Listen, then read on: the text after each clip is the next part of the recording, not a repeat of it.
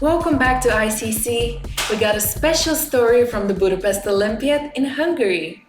In round 4, something exciting happened as board 1 of the match Malawi versus Lesotho saw a player unleash the Budapest Gambit right here in the Hungarian capital that gave the variation its name. But what even is the Budapest Gambit, and why are so many openings named after cities and countries?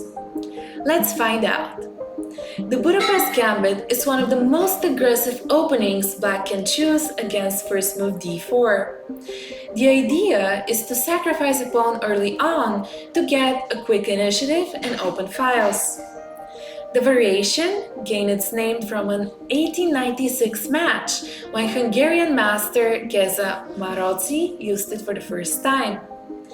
However, it wasn't until 1918 when Slovenian master Vidmar used it to defeat Akiba Rubinstein that the gambit gained popularity.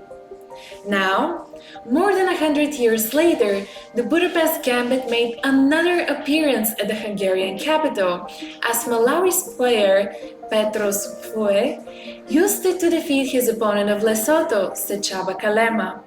Let's take a brief look at the game. Here on the board, we have the opening moves of the Budapest Gambit.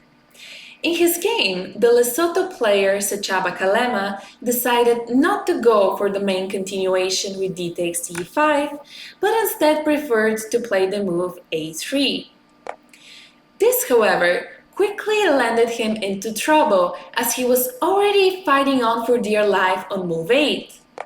Here, he played the move knight to b5, attacking the weak pawn on c7. However, he must have had a nasty surprise when his opponent played the move bishop takes f2, luring the king to f2, after which he'll be able to capture the queen with knight e4, forking the king and the queen. The game instead saw the continuation of king d1, but this didn't bring quite any additional hope either. Over the next couple of moves, his position got progressively worse, and this all culminated here when the black player played the move queen to b3 check.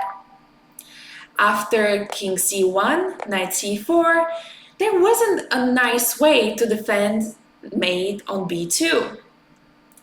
In the case of bishop c3, we would see the move bishop e3, hitting both the queen and the king at the same time, and mate would still be unavoidable on the next move after queen takes e3, knight takes e3.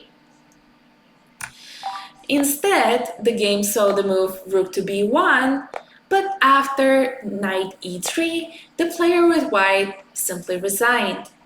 The reason was that there was no way to prevent both the checkmates on c2 and d1 without giving up the queen with bishop e3 again.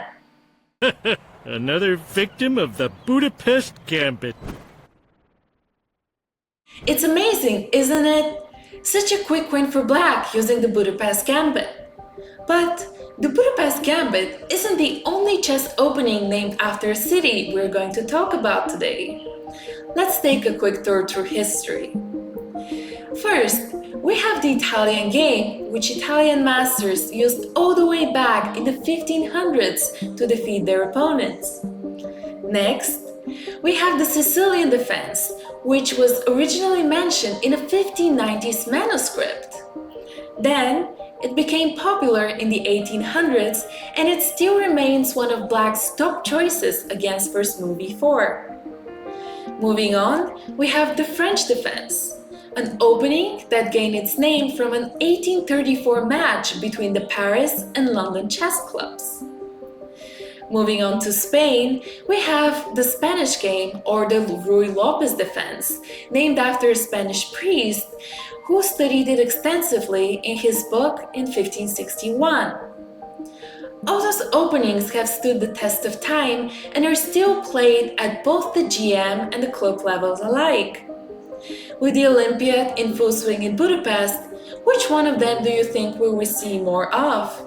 Will it be the Budapest Gambit, or will we see more of the solid opening choices like Sicilian and Rui Lopez? Let us know in the comments below. Don't forget to like and subscribe, and see you next time here on ICC.